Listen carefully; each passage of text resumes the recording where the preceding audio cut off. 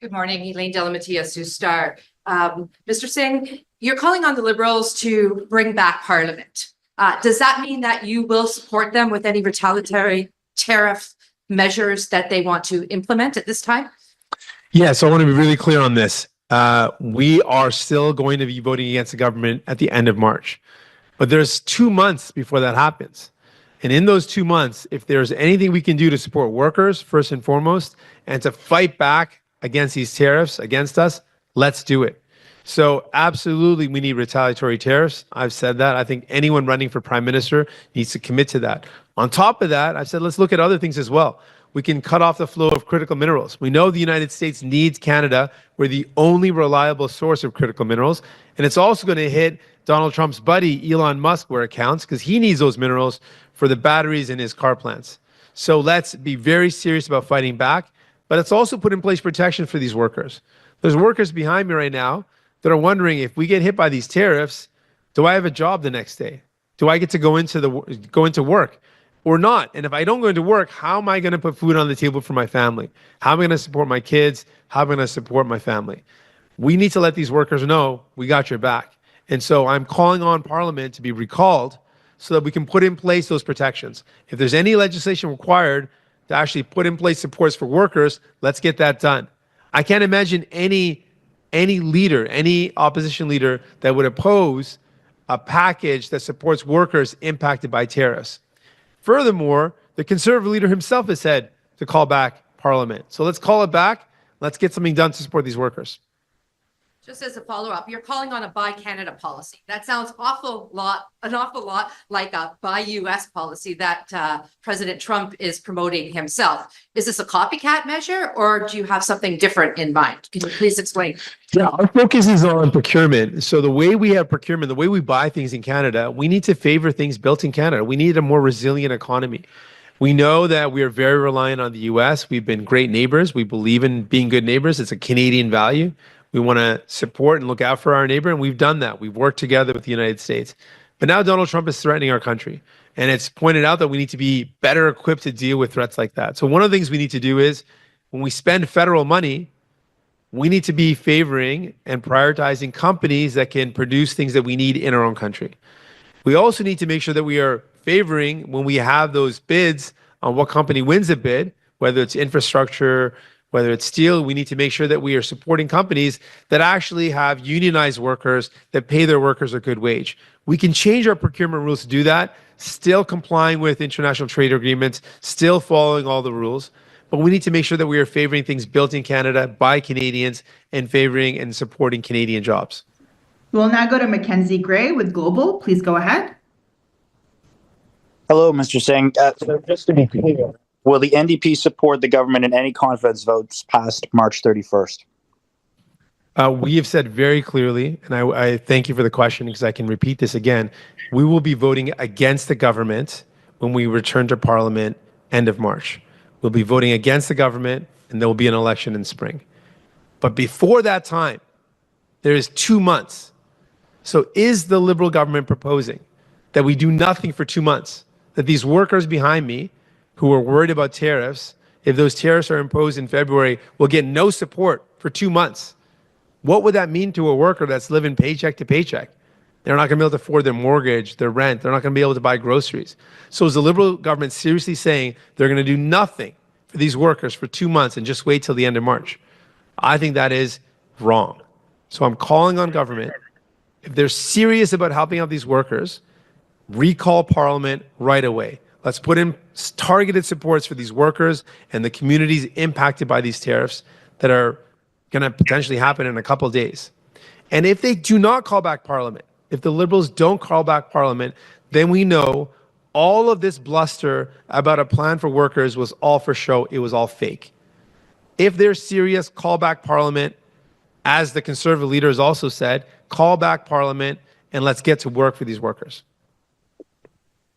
Parliament is not set to come back until March 24th. It would be very unlikely that between that day and the end of March, the government and your party or any other parties would be able to pass any legislation to help out workers. So again, if Parliament comes back on the 24th and there is no tariff help for workers, you will vote to bring down the government at any available date past March 31st? We'd just like some clarity because Well, absolutely, yes. your position has been moving on this issue pretty Not at consistently. all.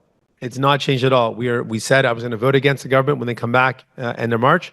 I'm saying that again today. We absolutely can pass legislation. We've done it in the past. We absolutely could pass legislation if the Parliament is recalled now. We've got lots of time to get Parliament to get this passed. It can be fast tracked. It can be done. It can be done very quickly. So don't listen to any spin that suggests that we don't have time. We're in January right now. We absolutely have time to pass supports for workers. No question about it. It can be brought in Parliament, passed quickly, even passed through the Senate. Absolutely, it can be done. And it has been done before. We did it during the pandemic. So this is what I want to be very clear on. I'm concerned the Liberals are spinning people, making it seem like they care. But now I'm saying, well, do it then. If you're serious about supporting these workers, let's call Parliament back and get it done. But it does not seem to me that they're serious. It seems to me that is all for show. I want these workers to get support. So I'm calling their bluff. I'm calling the bluff of the Liberals and saying, let's get Parliament back going. Let's get supports in place. Let's make sure these workers know that we've got their back. Let's put in place legislation that supports them. Because we will be voting against the government at the end of March. We will be voting against the government at the end of March. Please ask me again, because I'll repeat that again.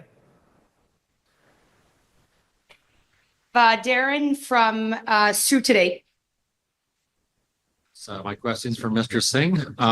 This trade war could get really rough. And it's been mentioned by one of the union leaders that we might need to bring in pandemic style supports. That could be a lot of money. Are you in support of that, Mr. Singh? And if so, how much? I mean, it's hard to project a dollar figure, but are you prepared to do what it takes if it gets that rough? Yeah, let's start off by saying no one wants this war. Like, this is not something that Canadians want. We would want to continue to have good relations, to have an economy that works for working people across both borders. But the reality is that Trump is starting this war. If he moves forward with these tariffs, he's starting a war. And if he starts a war, we have to be ready to fight back. As the union leader said, we've got to fight back. That's what we got to do to protect Canadian jobs. The only thing that Trump understands is strength. We have to show strength. We have to show strength by saying we are going to fight back with whatever it takes. But in addition, as you mentioned, there are going to be workers that will get impacted in a trade war. The trade war is going to hurt us either way. But we cannot let workers bear the brunt of it. We cannot let workers bear the pain of this trade war. And that's why I'm calling on Parliament to be recalled so that we can put in place protections. What do they look like? Whatever works. Whatever is the best way to get supports to those impacted.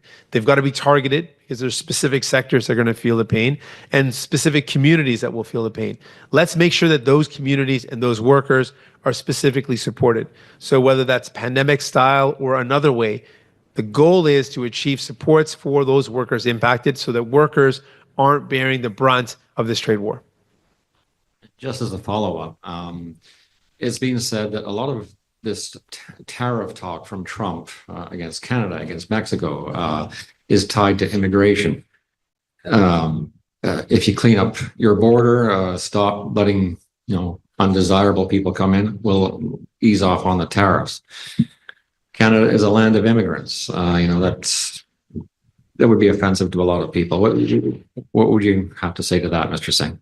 Oh, I think that no one really believes that what Donald Trump is saying is based on the facts. If we look at the reality in Canada, far more illicit substances, illegal guns, illegal drugs come to Canada from the U.S. than the other way around. So that is, I think, a non-issue. But it is an issue for Canadians. We need to support our borders for ourselves, not for Donald Trump. We need to have a stronger protection around our borders to prevent those illegal guns from coming into our country, to prevent the fentanyl and the weapons that are coming into our country. So yeah, let's invest in supporting our border because it's good for Canada. And what has happened, why our borders are in the conditions where we need to strengthen them to protect Canada, is because the Conservatives cut massive amounts of workers from the front lines for border security officers, and the Liberals didn't reinstate those officers. I've spoken with Canadian Border Security Agency, and they said we are way understaffed right now. So we should absolutely, and New Democrats would immediately rehire those workers that were cut under Harper, and those cuts were maintained by the Liberals, and make sure that we've got enough workers on the borders to keep our borders safe so that we can keep Canadians safe. That's something that I believe in that would be good for Canadians. Thank you. We now have Corey from CTV Northern Ontario. Morning, Mr. Singh. I just wanted to ask about, I know this plan is very much a national strategy, but just if we're going to have maybe a reduced relationship with America regarding trade, do you support looking to new markets, contracts with new nations to kind of make up the difference, if there is a faltering between the two nations? I appreciate the question. Yeah, we should always be looking to diversify our economy. We have had a very strong relationship with the United States, a very good relationship. We have shown what you can do when you have a good neighbor and you work together. But we also realized one of the weaknesses is if you have someone like Donald Trump that comes in, it really threatens a lot of jobs in Canada. So because of that, we need to, at the first level, when we're spending federal money, we need that money to go to Canadian jobs, Canadian workers, and specifically unionized workers who get good wages. So we can make those rules to prioritize building in Canada and buying Canadian. But we also need to diversify where we sell our products. So you're absolutely right. We need to look to other countries where we can have better relationships, more trade.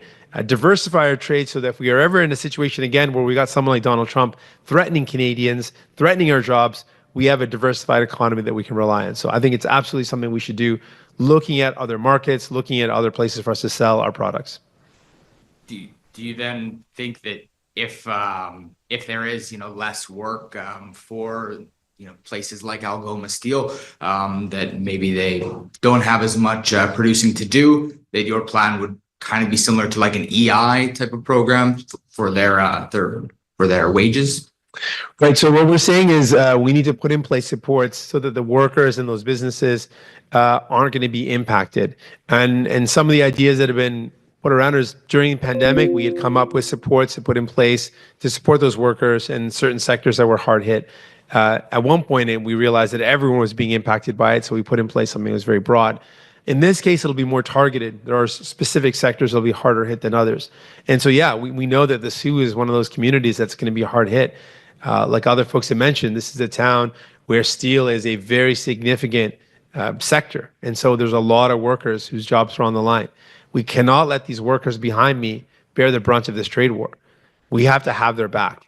And that's why I'm calling on Parliament to get together to get recalled, because we can't just wait 2 months. If these tariffs happen in a couple of days and then the impact starts to be felt by these workers, we can't wait till the end of March before any action is taken. That would be irresponsible, and that would let these workers down.